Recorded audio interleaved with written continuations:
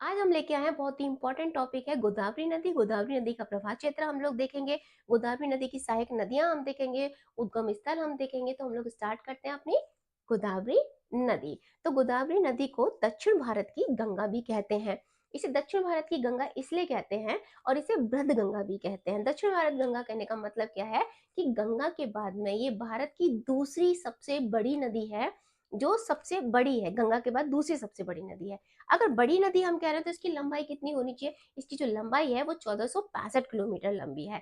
अब इसकी 1465 किलोमीटर लंबी है तो ये बहुत ज्यादा राज्यों से भी प्रभावित होनी चाहिए, जब भी तो दूसरी सबसे बड़ी नदी कहलाती है। तो ये गोदावरी नदी कौन कौन से राज्यों से होकर प्रभावित होती है? तो ये 5 राज्यों से होकर प्रभावित होती है। कौन कौन से राज्य हो जाते हैं हमारे? वो महाराष्ट्र हो जाता है, आंध्र प्रदेश हो जाता है, छत्तीसगढ़ हो जाता है हमारा, और उड़ीसा हो जाता है, और तेलंगाना हो जाता है। हमारे कौन से राज्य होते हैं? एक बार फिर से रिपीट कर लेते हैं। महाराष्ट्र, आंध्र प्रदेश, तेलंगाना, छत्तीसगढ़ और उड़ीसा, इतने राज्यों से यानी कि 5 राज्यों से होकर ये प्रभावित होती है। और भारत की ये दूसरी सबसे बड़ी नदी है। इसे दक्षिण भारत की गंगा बोलते हैं। इसकी लंबाई कितनी हो जाती है? इसकी लंबाई 1465 किलोमीटर हो जाती है। अब बात करते हैं कि इसके तट पे यानी कि इसके किनारे बसने वाले शहर कौन से, क्योंकि नदियों के किनारे बसने वाले शहरों को पूछ लिया जाता है। तो कौन कौन से इसके किनारे बसने वाले शहर हो जाते हैं? गोदावरी नदी के किनारे बसने वाला शहर सबसे पहले कौन सा था? हमारा कौन सा आता है? नासिक, औरंगाबाद, निजामाबाद आता है, नांदेड़, बृहन्नाचल, कोबर आदि शहर इसके किनारे बसे हुए हैं। तो ये तो हो गई हमारी गोदावरी नदी की बहुत छोटी सी इंफॉर्मेशन हो गई। अब उसके बाद हम देखते हैं कि गोदावरी नदी की सहायक नदियां कौन कौन सी हैं, और सबसे बड़ी इसकी सहायक नदी कौन सी है, वो कहाँ से आके इसमें मिलती हैं, और वो कौन सी जगह पे मिलती हैं, और किस जगह से वो निकलती हैं। और गोदावरी नदी अपने त्र्यंबकेश्वर पर्वत से निकलकर ये कहाँ, वेस्ट ऑफ बंगाल में जाके गिर जाती है। जब गिरती है तो वो 2 पार्ट्स में डिवाइड हो जाती है। तो हम लोग देखते हैं गोदावरी नदी की सहायक नदियां कौन कौन सी हैं। ठीक है, तो सबसे पहले बात करते हैं कि गोदावरी नदी कहाँ से निकलती है। अभी बताया था त्र्यंबकेश्वर, नासिक, ठीक है, ब्रह्मगिरी में नासिक के त्र्यंबकेश्वर से ये निकलती है। यहाँ से गोदावरी नदी प्रभावित हो रही है।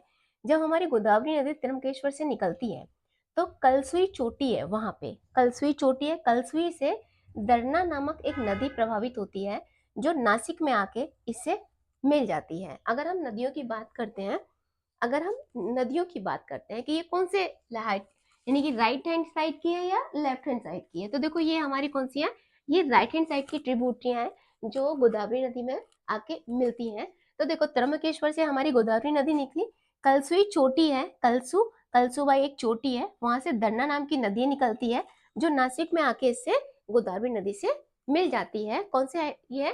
ठीक है, उसके बाद में एक प्रवाह नदी है, प्रवाह नदी है, और प्रवाह नदी में ही दूसरी नदी कौन सी मिलती है? मूला नदी मिलती है। और ये कहाँ पे मिलती है गोदावरी में? प्रवार यानी कि प्रवरा संगम पे आके ये नदियां गोदावरी नदी में आके मिल जाती हैं। उसके बाद में अगर हम ऊपर से देखते हैं तो मध्य प्रदेश के बैतूल से एक नदी निकलती है, पूर्वा नदी। मध्य प्रदेश के बैतूल से नदी निकलती है, पूर्वा नदी। ये कहाँ पे आके गोदावरी नदी में मिलती है? परभड़ी जिले में आके ये गोदावरी नदी से आके मिल जाती है। ठीक है, एक बार फिर से हम देखते हैं। मध्य प्रदेश से, मध्य प्रदेश के बैतूल, ठीक है, बैतूल से नदी निकलती है, पूर्वा नदी। वो गोदावरी में कहाँ आके मिलती है? वो गोदावरी मिलती है पणभड़ी जिले में आके, ये गोदावरी से आके मिल जाती है। उसके बाद में जो सबसे इंपॉर्टेंट इसकी सहायक नदी है वो है मंजरी नदी। ठीक है, मंजरी नदी सबसे इंपॉर्टेंट नदी है सहायक नदियों में। और इसकी एक और इंपॉर्टेंट है, सबसे महत्वपूर्ण नदी है, ये सबसे इंपॉर्टेंट नदियों में से है मंजरी नदी। ये कहाँ से निकलती है? ये बालाघाट की पहाड़ियों से निकलती है मंजरी नदी। बालाघाट की पहाड़ियां अहमदनगर महाराष्ट्र में है। ठीक है, देखो लोकेशंस भी साथ के साथ आप लोग याद करते हुए जाना। बालाघाट अहमदनगर महाराष्ट्र में, बालाघाट की पहाड़ियां ये कि अहमदनगर महाराष्ट्र है। मंजरी नदी यहाँ से निकलती है और निजामाबाद के पास में आके ये गोदावरी नदी में आके क्या हो जाती है? ये मिल जाती है। ठीक है, उसके बाद में हम लोग देखते हैं औरंगाबाद की पहाड़ियों से वेनगंगा निकलती है। औरंगाबाद की पहाड़ियों से वेनगंगा निकलती है। वेनगंगा एमपी में, एमपी से वर्धा नदी निकलती है, जो वेनगंगा में आके मिल जाती है। उसके बाद ही वेनगंगा और वर्धा नदी थोड़ी सी आगे चलती है, मिलके आगे चलती हैं, तो महादेव की पहाड़ी कहाँ पे है? महादेव की पहाड़ी है एमपी में है। महादेव की पहाड़ी कहाँ पे है? एमपी में है। तो महादेव की पहाड़ियों से वेन गंगा निकलती है। देखो ये 3 गंगा बहुत ही ज्यादा इंपॉर्टेंट है। कौन सी है? वेन गंगा कहाँ से निकलती है? औरंगाबाद की पहाड़ियों से निकलती है। ठीक है, वो चलती है, उसमें वर्धा नदी मिल जाती है। ये कहाँ से निकलती है? ये एमपी यानी कि मध्य प्रदेश से निकलती है। जब ये वेन गंगा और वर्धा आगे बढ़ के दोनों चलती हैं, तो इनमें कौन सी हमारी वेन गंगा निकलती है महादेव की पहाड़ी मध्य प्रदेश से। और जब तीनों नदियां आके प्रभावित होती हैं, तो ये किस नाम से प्रभावित होती है? वेन गंगा, वर्धा और वेन गंगा किस नाम से प्रभावित होती है?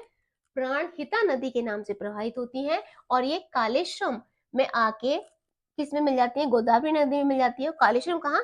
तेलंगाना में। ये आके गोदावरी नदी में आके ये मिल जाती हैं। ठीक है, ये इंपॉर्टेंट टॉपिक हो गया। एक बार फिर से देखते हैं, औरंगाबाद की पहाड़ियों से वेनगंगा निकलती है। वेनगंगा में आके वर्धा नदी मिल जाती है। कहाँ से? मध्य प्रदेश से। और जब वेनगंगा और वर्धा आगे बढ़ती है, दोनों मिलके जब आगे बढ़ती हैं, तो वेनगंगा महादेव की पहाड़ी मध्य प्रदेश से वेनगंगा निकलती है। और तीनों नदियां प्राणहिता नदी के नाम से आगे बढ़ती हैं। और ये कालेश्वरम में आके गोदावरी में मिल जाती है। कालेश्वरम कहाँ? तेलंगाना में। ठीक है, अब उसके बाद हम देखते हैं इसकी 2 और नदियां हैं। उड़ीसा के कालाहांडी जिले से निकलती है। कौन सी? इंद्रावती नदी। उड़ीसा के कालाहांडी जिले से निकलती है इंद्रावती नदी, जो भद्रकाली बीजापुर छत्तीसगढ़ में आके किससे मिल जाती है? गोदावरी नदी से आके मिल जाती है। ठीक है, अब इधर से एक और देखते हैं। यहाँ से सबरी नदी निकलती है। उड़ीसा के पूर्वी घाट से सबरी नदी निकलती है।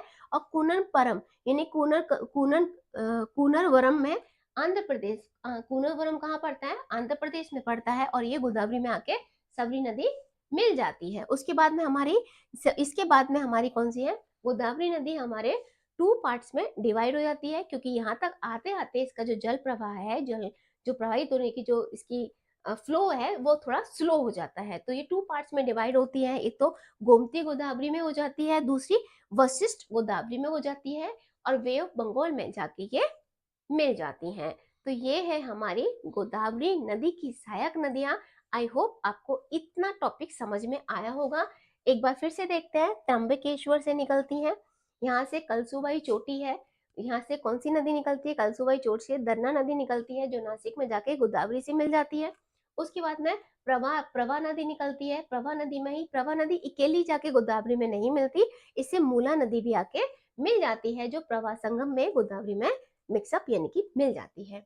उसके बाद मंजरी नदी है। बालाघाट की पहाड़ियां अहमदनगर महाराष्ट्र में है, यानी कि बालाघाट की पहाड़ियां अहमदनगर महाराष्ट्र में। मंजरी नदी निकलती है। मंजरी नदी निकलती है, जो सबसे इंपॉर्टेंट नदी और सबसे बड़ी सहायक नदी है, मंजरी नदी है, जो कहाँ पे मिलती है? निजामाबाद के पास में गोदावरी नदी से मिल जाती है। उसके बाद में औरंगाबाद की पहाड़ियों से वेनगंगा निकलती है। एमपी से फिर वर्धा नदी निकलती है। ये दोनों नदियां मिलकर आगे बढ़ती हैं। फिर इनमें एक और नदी वेनगंगा मिलती है, जो महादेव की पहाड़ियों से निकलती है। जब ये तीनों नदी वेनगंगा, वर्धा और पेनगंगा आके जब तीनों नदियां आगे बढ़ती हैं, तो प्राणहिता नाम से ये नदियां आगे प्रभावित होती हैं। और कहाँ पे आके मिलती हैं? कालेश्वरम तेलंगाना के, यानी कि कालेश्वरम कहाँ पड़ता है? तेलंगाना, जिसमें आके जिसपे आके ये गोदावरी नदी में आके मिल जाती हैं। फिर इंद्रावती उड़ीसा के कालाहांडी जिले से निकलती हैं। और भद्रकाली बाजीपुरा जो छत्तीसगढ़ में पड़ता है, वहां पे आके किससे मिल जाती हैं? ये गोदावरी नदी में मिल जाती हैं। उसके बाद में हमारी सबरी नदी उड़ीसा के पूर्वी घाट से कुनरपुरम में आंध्र प्रदेश में आके गोदावरी से मिलती हैं। फिर ये 2 पार्ट्स में डिवाइड होती हैं, गोमती नदी और वशिष्ठ गोमती में। और ये दोनों ये नदियां कहाँ मिल जाती हैं? फिर हमारी वे ऑफ बंगाल में आके मिल जाती है। तो ये है हमारी गोदावरी नदी का प्रभात क्षेत्र, उसकी सहायक नदियां। आई होप आपको पसंद आया होगा। Welcome to geography Sindhu study points में एक बार फिर से आपका स्वागत है।